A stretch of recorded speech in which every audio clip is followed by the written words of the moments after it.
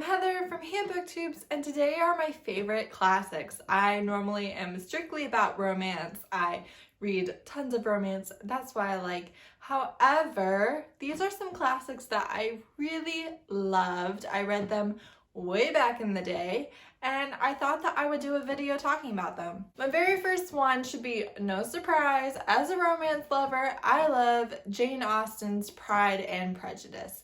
This was the great, maybe, enemies to lovers romance that started it all, in my opinion. And I am such a fan of Elizabeth Bennet and Mr. Darcy.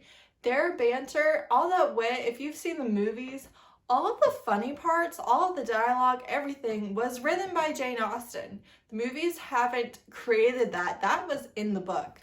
And Jane Austen's story is honestly a little bit tragic and will make you sad because she never got her a happily ever after. And I hate that.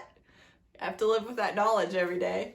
But her characters always got everything that their heart desired. She talked about how her pen would only write happy things, and she was so brilliant, and she so brilliantly within the parameters of the society that she lived in, which obviously women were not treated as equals. She talked about how unfair it was that you had to get a good marriage, and that was your only hope in life, honestly. And she talks about all these things so cleverly and so subtly, and her characters are not always the social norm, but had to move within the society. And it's just so good. If you are not familiar somehow with the story of Pride and Prejudice, Elizabeth is one of 6 girls, and she is funny and witty and charming. And Mr. Darcy is very rich and is very standoffish, and he's proud. She doesn't like him based off of prejudice, and he drives people away because of his pride. And that is really the setup for the story. And there's a lot more, especially involving her family within the story. But it's 2 people realizing that what they thought at first, with that first terrible impression, might have not been the entire sum of somebody's character, and falling in love. And it's so good. Next, I have Little Women by Louisa May Alcott. This is a Civil War story about 4 sisters. And we have a writer who doesn't want to get married, doesn't want to have kids, doesn't want to do any of the things that society demands of her. And it's very interesting because you really get the idea that her happily ever after was just put in there because the publisher made Louisa May Alcott do it. And so again, you have a brilliant woman writing in a society that doesn't value her, and writing about the struggles of women in their homes.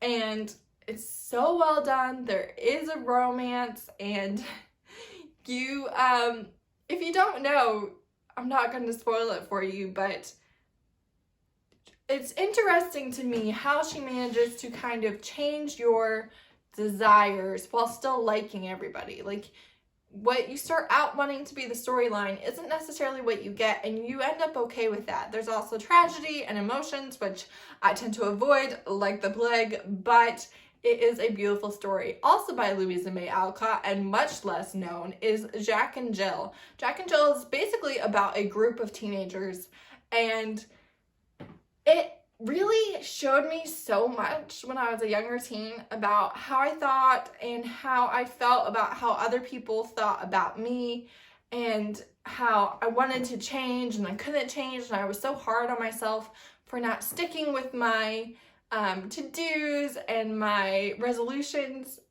A lot of the stories about a girl being injured and having to just lay there, and her friends kind of rallying around her, and all of them just growing in an age where so many things change, and you really follow a lot of their perspectives, and it's so well done. I wish more people would read it. It's just delightful.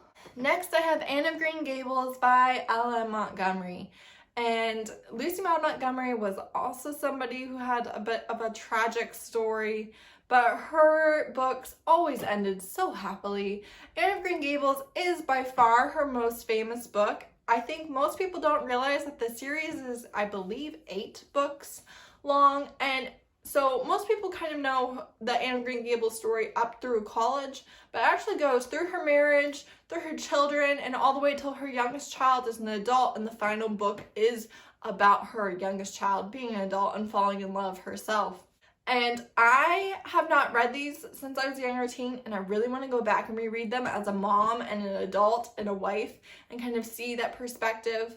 And it's kind of funny, well, it's funny to me because I've read the books, but all of her books kind of center on the headbutting of Presbyterians and Free Methodists, and it's so fun to watch, honestly. And Lucy Maud Montgomery also loved cats. So if you love cats, it shows up in a lot of her books. Also by Ellen Montgomery, I have Emily of New Moon. This is a trilogy, and the first book is about Emily as a child. The second book is about her as a teen, and the third book is about her as an adult. She actually has an age gap romance in here. Emily really wants to be a writer and is working hard at that her whole life. She is orphaned and taken in by her aunt, and Anne of Green Gables, Anne was also orphaned, but she was taken in by kind of a random brother and sister. She didn't know them beforehand. So both of these main characters have been orphaned, and Emily, this one is just so magical, and she adores cats, she adores writing, she likes random, peculiar things, and I loved this trilogy. Last but not least, for Lucy Maud Montgomery, I have The Blue Castle, which is a standalone kind of romance book by Ellen Montgomery that is my favorite book of all time, basically. And this is about a 29-year-old Valancy who has not been living life. She's under the rule of her family. She's really been under their thumb.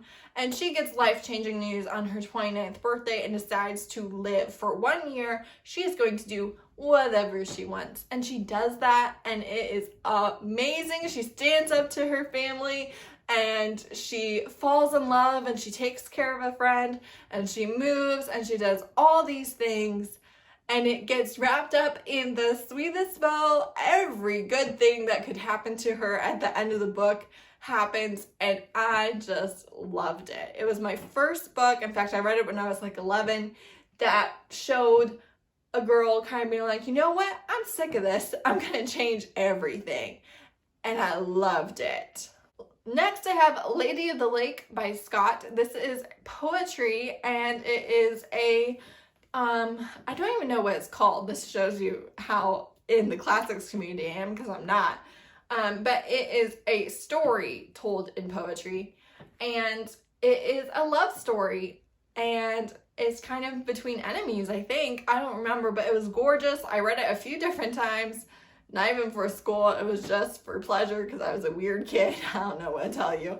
But if you want beautiful poetry that is a love story, this is the one. Also, I think it's Scottish, maybe? I think it's Scottish, so I mean, if you're into kilts. Lastly, I have Sherlock Holmes by Sir Arthur Conan Doyle, and this was kind of the first one where you had an extremely clever character who was explaining how he was clever. And so you don't have to be as smart as him. You're never going to be as smart as him. But because he is explaining it to other characters, it's also explained to you. And I loved it. I read them all. I do wish there had been romance in this. I'm not going to lie. That would have made it so much better, I think. I love when characters explain their cleverness. Obviously, everybody's heard of Sherlock Holmes. But if you haven't actually read the books, I really do recommend it. It's fascinating and entertaining. And if you like Sherlock Holmes, also if you've never watched the Thin Man movies, it's kind of the same idea. He gathers everybody together, they're old, in a room at the end, and he explains who did it and why, and it's just somebody explaining how clever they are. Also, this is the entire reason why I love The Thief, the Queen's Thief series by Megan Whalen Turner, because the thief explains his cleverness at the end of the book. You didn't know everything that was going to happen. He's so much smarter than you, and you get the whole thing explained to you. So you don't have to be as smart as they are. They explain it to you, and I just love it.